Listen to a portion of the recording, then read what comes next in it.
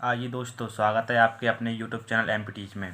तो दोस्तों, आज हम आपके लिए बहुत ही इंपॉर्टेंट क्वेश्चन लेके आए हैं, जैसे कि कक्षा 12वीं के फिजिक्स का यूनिट 9 का क्वेश्चन नंबर लेके आए हैं।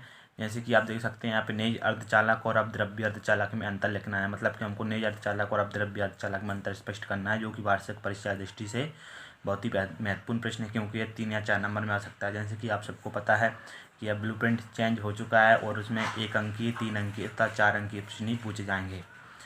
तो यदि 3 अंक में आता है तो तीन अंतर लिखना है, उसमें यदि 4 अंक का आता है तो 4 अंतर लिखना है। फिर भी हम इसके 5 अंतर याद होना चाहिए। जैसे कि हम यदि परीक्षा में एक आध अंतर भूल जाते हैं तो उसमें लिखते हैं। तो देखिए दोस्तों, पढ़ते हैं हम निज अर्धचालक और अपद्रव्य अर्धचालक। मैं आपको बहुत ही अच्छे से समझा दूंगा यहाँ पे, परंतु आपको यह वीडियो पूरी अंत तक लास्ट तक देखना पड़ेगा। देखते हैं आइए, निज अर्धचालक और अपद्रव्य अर्धचालक। अब ये पॉइंट ये आता है कि निज अर्धचालक क्या होते हैं। तो निज अर्धचालक उन अर्धचालकों को कहते हैं जिनमें चालकता का गुण निजी गुणों को कारण आते हैं। मतलब अपने निजी गुणों के कारण जिनमें चालकता का गुण आता है उन्हें कहते हैं निज अर्धचालक।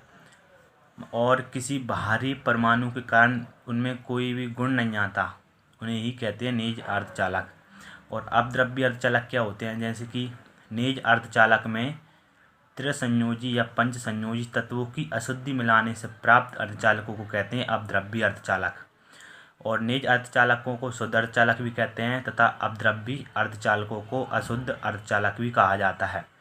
तो ये तो होगा इसका बेसिक। आइए हम अब अंतर पढ़ लेते हैं।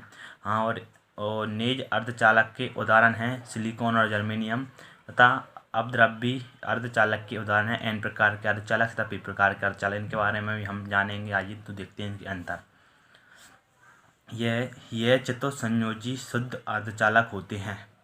क्या होते हैं? यह चतुस्संयोजी शुद्ध अर्धचालक होते हैं। अब आप सोच रहे हो कि चतुस्संयोजी क्या होता है। तो चतुर्संयोजी होता है कि जिनके बाह्यतम कोश में 4 इलेक्ट्रॉन रहते हैं, उन्हें कहते हैं चतुस्संयोजी। जैसे कि यहाँ पे लिख देता हूँ सिलिकॉन और जर्मेनियम। सिलिकॉन के मतलब इसका परमाणु क्रमांक होता है 14 और जर्मेनियम का परमाणु क्रमांक होता है 32। इसका मतलब होता है कि चतुस्संयोजी, इनके बाह्य कोश में 4 संयोजी इलेक्ट्रॉन रहते हैं, इसलिए कहा जाता है इन्हें चतुस्संयोजी। और देखते हैं, और ये त्रिसंयोजी या पंच संयोजी अपमिश्रण मिलाने से प्राप्त अर्धचालक होते हैं। मतलब कि निज अर्धचालक में त्रिसंयोजी तत्व या पंच संयोजी तत्वों की अशुद्धि मिलाने से प्राप्त अपद्रव्य अर्धचालक कहलाते हैं। जैसे कि यदि अपन निज अर्धचालक में सिलिकॉन और जर्मेनियम में त्रिसंयोजी तत्व, यहाँ पे लिख देता हूँ, आप लिख लेना कि यहाँ पे लिख देता हूँ मैं त्रिसंयोजी तत्व, जैसे कि बोरॉन, इंडियम, एल्यूमिनियम होते हैं। और पंच संयोजी तत्व होते हैं। पंच संयोजी तत्व मैं यहाँ पे लिख देता हूँ, 5 आंक लिख देता हूँ। पंच संयोजी तत्व होते हैं जैसे कि पंच संयोजी तत्व एंटीमनी हो जाता है पंच संयोजी तत्व, और इनकी अशुद्धि मिलाने से प्राप्त होते हैं अपद्रव्य अर्धचालक। देखते हैं नंबर 2 पे, इनकी विद्युत चालकता कम होती है। इनकी विद्युत चालकता कैसे होती है? कम होती है, तथा इनकी विद्युत चालकता अधिक होती है। विद्युत चालकता का मतलब होता है कि जिनमें विद्युत धारा प्रभावित होती है उन्हें कहते हैं विद्युत चालकता। मतलब कि इनमें विद्युत धारा कम प्रभावित होती है तथा इनमें विद्युत धारा अधिक प्रभावित होती है। और नंबर 3 पढ़ते हैं, इनकी विद्युत चालकता ताप पर निर्भर करती है। यदि इसे ताप देंगे तो विद्युत चालकता बढ़ जाएगी, ताप घटा देंगे तो विद्युत चालकता कम हो जाएगी। और इनकी विद्युत चालकता ताप के साथ साथ अपमिश्रण अशुद्धि की सांद्रता पर भी निर्भर करती है। मतलब अपमिश्रण, जो तत्वों की अशुद्धि हम इन पे मिलाते हैं उनकी सांद्रता पर निर्भर करती है। जैसे कि यदि हमने त्रिसंयोजी तत्व या पंच संयोजी तत्वों की अशुद्धि यदि इसमें मिला दी तो इसकी सांद्रता कितनी है उस पर निर्भर करता है। आइए देखते हैं नंबर 4 पॉइंट। ये वार्षिक परीक्षा की दृष्टि से महत्वपूर्ण है, क्योंकि यूनिट 9 में से पहले टोटल 8 नंबर का आता था। यहाँ पे बता देता हूँ मैं, यहाँ पे टोटल 8 नंबर का आता था, जिसमें से 5 नंबर का एक क्वेश्चन आता था और 3 नंबर की ओटी आती थी। परंतु अब ये चेंज कर दिया गया है, अब सिर्फ 1 अंकीय, 4 अंकीय और 3 अंकीय प्रश्न पूछे जाएंगे। तो देखते हैं नंबर 4, इनमें होलों की संख्या इलेक्ट्रॉनों की संख्या के बराबर होती है। मतलब कि इनमें होल जो रहते हैं वो इलेक्ट्रॉनों की संख्या के बराबर रहते हैं, यानी इक्वल रहते हैं। इक्वल रहते हैं। तो आइए देखते हैं इसमें n प्रकार के अर्धचालक में होलों की संख्या इलेक्ट्रॉनों की संख्या से कम रहती है। मतलब कि इसमें इलेक्ट्रॉनों की संख्या ज़्यादा रहती है और होलों की संख्या कम रहती है। अब देखते हैं पी प्रकार के में। पी प्रकार के अर्धचालकों में होलों की संख्या इलेक्ट्रॉनों की संख्या से अधिक रहती है। इसका मतलब यह है कि होलों की संख्या अधिक रहती है तो इलेक्ट्रॉनों की संख्या कम रहती है।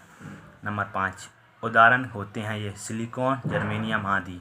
मतलब कि नेज अर्धचालकों के